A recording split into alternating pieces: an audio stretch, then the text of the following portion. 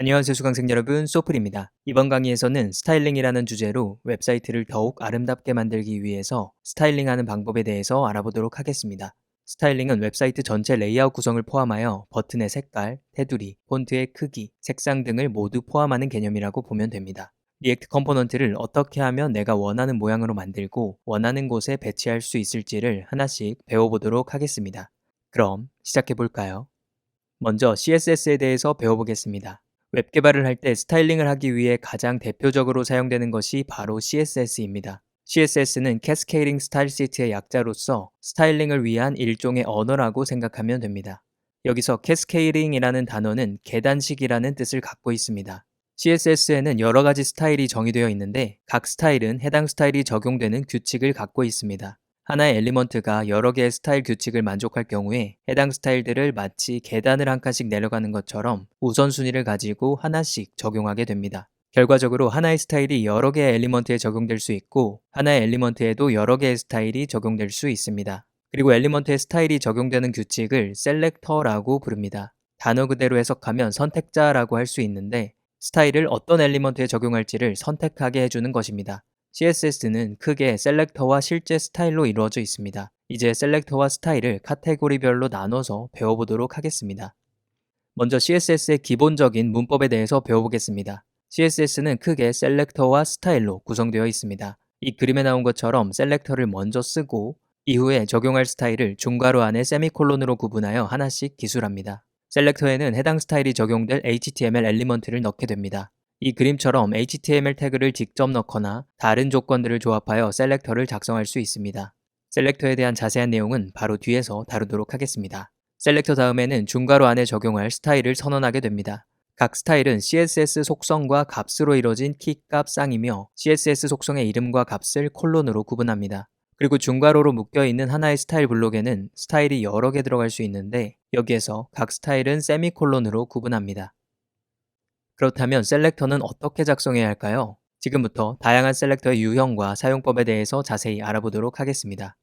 첫 번째 유형은 단순하게 특정 HTML 태그를 선택하기 위한 엘리먼트 셀렉터입니다. 이 경우에는 선택자의 HTML 태그의 이름을 써주면 됩니다. 이 코드는 H1 태그의 글자 색깔을 녹색으로 바꾸기 위한 CSS 속성입니다. 여기서 엘리먼트 셀렉터를 사용한 것을 볼 수 있습니다.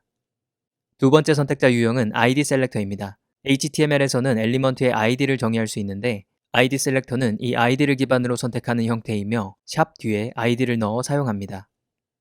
이 코드는 ID가 섹션인 엘리먼트를 정의한 HTML 코드와 해당 엘리먼트의 배경 색깔을 검은색으로 바꾸기 위한 CSS 속성입니다. 세 번째 선택자 유형은 클래스 셀렉터입니다. ID는 고유하다는 성질을 갖고 있기 때문에 하나의 엘리먼트에 사용해야 하지만 클래스는 여러 개의 엘리먼트를 분류하기 위해 사용합니다. 영어로는 classification이라고 하죠. 클래스 선택자는 점 뒤에 클래스명을 넣어서 사용합니다. 이 코드는 클래스가 미디엄인 엘리먼트들을 정의한 HTML 코드와 해당 엘리먼트의 글자 크기를 20픽셀로 바꾸기 위한 CSS 속성입니다. 여기에서 두 번째에 나오는 스타일의 셀렉터는 p.medium이라고 되어 있습니다. 이것은 엘리먼트 셀렉터와 클래스 셀렉터를 함께 사용한 것인데 해당 HTML 태그에 클래스가 있는 경우에만 스타일이 적용됩니다. 이렇게 사용하고 싶을 경우 HTML 태그명 뒤에 점을 찍고 클래스 이름을 넣어주면 됩니다. 예를 들어 H1 태그에 클래스가 미디엄인 경우에만 스타일을 적용하고 싶다면 셀렉터는 h1.medium이 됩니다.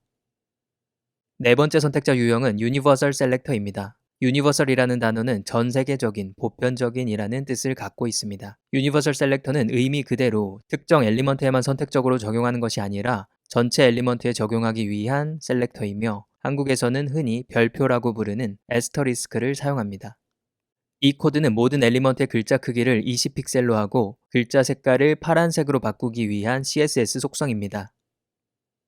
다섯 번째 선택자 유형은 그룹핑 셀렉터입니다. 그룹핑은 그룹으로 묶는다는 뜻을 갖고 있습니다. 그룹핑 셀렉터는 말 그대로 여러 가지 선택자를 그룹으로 묶어 하나의 스타일을 적용하기 위해 사용하는 셀렉터입니다. 만약 이 코드와 같이 똑같은 스타일들이 각기 다른 셀렉터로 나눠져 있다고 해보겠습니다. 이렇게 반복되는 것을 여러 곳에 나눠서 쓰게 되면 유지 보수도 힘들고 굉장히 비효율적이겠죠? 그래서 그룹핑 셀렉터를 사용하여 이 코드와 같이 바꿔주면 굉장히 간결해지고 유지 보수도 쉬워지게 됩니다. 이처럼 같은 스타일을 여러 조건의 선택자에 적용하고 싶을 때에는 각 선택자를 콤마로 구분하여 그룹핑 셀렉터를 적용하면 됩니다.